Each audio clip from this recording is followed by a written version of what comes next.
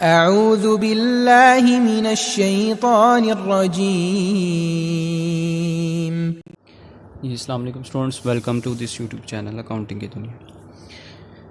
जी students, आज chapter number 5 जो कि रेशो का हम कर रहे थे, एडवांस काउंटिंग का chapter number 5 ratio analysis, question number 13 एक छोटा सा क्वेश्चन है, इसको रीड करेंगे। इंपॉर्टेंट रेशोज़ हैं दोनों ही पेपर पॉइंट ऑफ व्यू से। क्वेश्चन तो शॉर्ट सा है लेकिन रेशोज़ इंपॉर्टेंट है।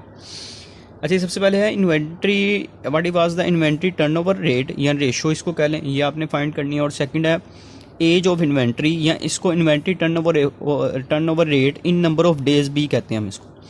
अच्छा, क्वेश्चन में हमारे पास cost price, ABC company at cost price, inventory की कॉस्ट प्राइस गिवन है 40,000, सेल ऑफ द ईयर उसने बताई हुई है 20% above the cost and total 3 lakh. The average inventory for ABC company at cost price बताई हुई है, sale for the year 2010 were above the cost, यानी कि ये आपकी क्या है, ये उसने आपको सेल बताई हुई है जो कि कॉस्ट से अबव है 20%, यानी कि इसमें 20% आपका प्रॉफिट इंक्लूड है। ठीक है जी।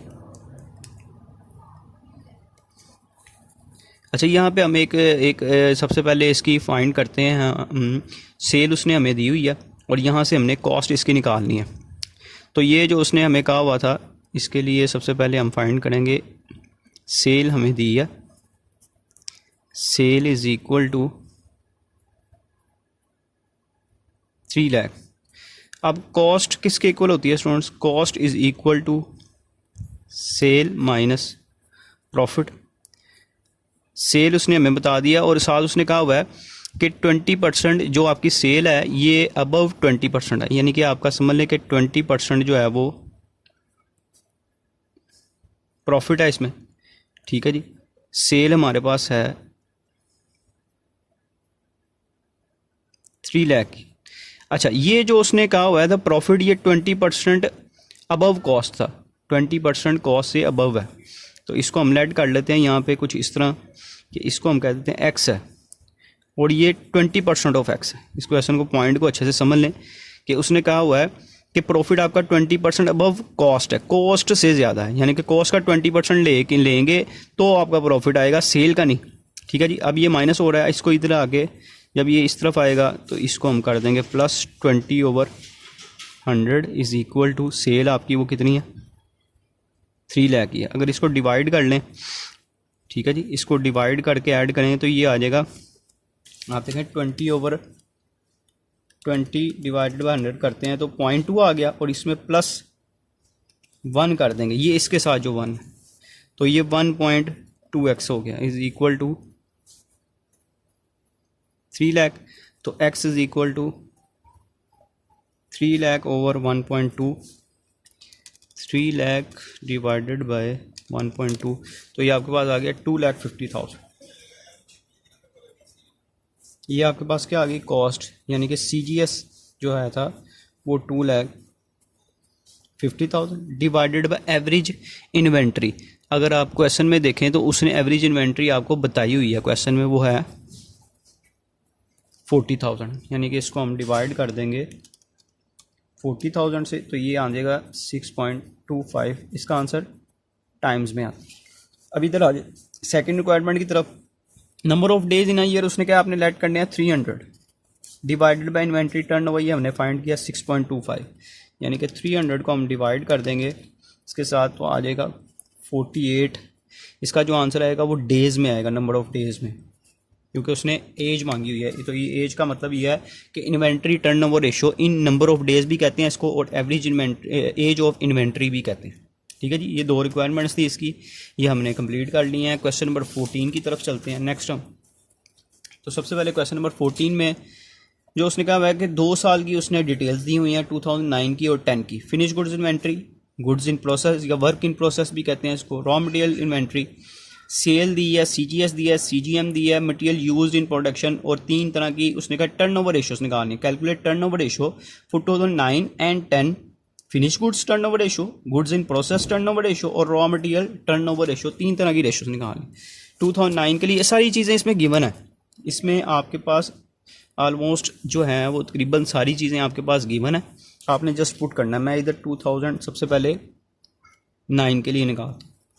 CGS देखें क्वेश्चन में मौजूद है हमारे पास, कितना है जी 2,10,000 डिवाइडेड बाय एवरेज इन्वेंट्री तब होगी जब ओपनिंग और एंडिंग दोनों मौजूद हो। यहाँ पे सिर्फ एक ही तरह की मौजूद है तो हम सिर्फ इस पर ही डिवाइड कर दें।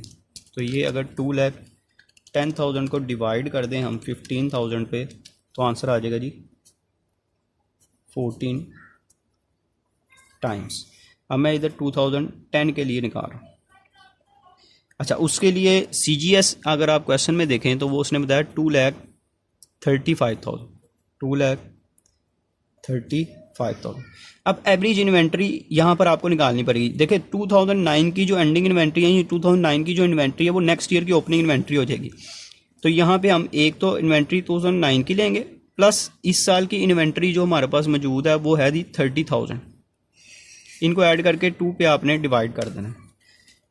15,000 प्लस 30,000 डिवाइडेड बाय 2, तो ये आ गया 22,500। इसको डिवाइड करेंगे 22,500 पे, 2,35,000 डिवाइडेड बाय आंसर, तो ये आ जाएगा 10.44 टाइम्स। ठीक है जी। इसके बाद नेक्स्ट 2009 के लिए फर्स्ट नहीं निकालेंगे। CGM भी क्वेश्चन में दिया हुआ है, cost of goods manufactured question में गिवन है हमारे पास। क्वेश्चन में देखें तो वो हमारे पास है 2 lakh divided by average inventory. ये भी हमारे पास 2009 के लिए सिर्फ एक ही मौजूद है तो आपने इसी पर डिवाइड कर देना। अगर 40,000 पे इसको डिवाइड करते हैं तो आंसर आ जाएगा 5 टाइम्स। इसी तरह 2010 के लिए जब आप निकालेंगे, जैसे यहाँ पे मैंने एवरेज इन्वेंट्री 2009 की ली थी, यहाँ पर भी ऐसे ही करना पड़ेगा। फर्स्टली तो हम इसका CGM देखें क्वेश्चन में, वो है हमारे पास 2,50,000। अब एवरेज इन्वेंट्री निकालनी पड़ेगी। वो कैसे निकालनी है, आपने 2009 की वो नेक्स्ट ईयर की ओपनिंग हो जाएगी प्लस 2010 की जो इन्वेंट्री है वो भी 40,000 ही है और इसको डिवाइड कर देना 2 पे तो ये 40,000 ही आ जाएगा। तो अगर 2,50,000 को डिवाइड कर दें हम 40,000 के साथ तो ये आता है जी 6.25 टाइम्स। उसके बाद स्टूडेंट्स लास्ट है हमारे पास 2000, पहले इधर 9 की निकालते हैं। मटेरियल यूज्ड क्वेश्चन में देखें बताया हुआ 1,20,000 use in production divide by average material. इसी तरह ही जैसे ऊपर हमने लिया है इसमें सिर्फ एक ही आएगा, लेकिन जब 2010 के लिए निकालेंगे तो 10 के लिए मटेरियल यूज कितना है वो 1,30,000 है डिवाइडेड बाय एवरेज लेना है। अब आपको यहाँ पर भी उसी तरीके से आपने पिछले साल की इन्वेंट्री 25,000 प्लस इस ईयर की इन्वेंट्री वो कितनी है वो 40,000, इनको ऐड करके डिवाइड बाय 2 कर देना। पहले 2009 का निकाल देता हूँ। 1,20,000 डिवाइडेड बाय करेंगे 25,000 से तो ये आता है जी 4.8 टाइम्स। और यहाँ पे अगर पहले एवरेज इन्वेंट्री निकालें इसकी 40,000। अच्छा, यहाँ पे डिवाइड बाय 2 क्यों नहीं कर रहे? उसकी वजह यह है कि एक ही इन्वेंट्री मौजूद है, तो एक इन्वेंट्री मौजूद हो तो आपने डिवाइडेड बाय 2 उसको नहीं करना। ओपनिंग और एंडिंग दोनों मौजूद होंगी तो आपने उसको डिवाइडेड बाय 2 करना है, अदरवाइज उसको डिवाइडेड बाय 2 नहीं करना। नहीं, ये इसका आंसर आ गया, ये इसका आंसर है, ये आंसर आ गया हमारे पास, एक ये आंसर आ गया। ये 6 आंसर्स हमारे पास, जो 3 रिक्वायरमेंट्स थी 2009 की सेपरेट, 2010 की, इसकी 6 आंसर्स हमने निकाल लिए हैं। ये क्वेश्चन नंबर 14 हमने कर लिया। उम्मीद है कि आपको समझ लग गई होगी। अगर कोई प्रॉब्लम आती है मुझे कमेंट सेक्शन में बताइएगा। इंशाल्लाह नेक्स्ट लेक्चर में हम नेक्स्ट क्वेश्चन करेंगे। स्टूडेंट्स तब तक के लिए अल्लाह हाफिज़।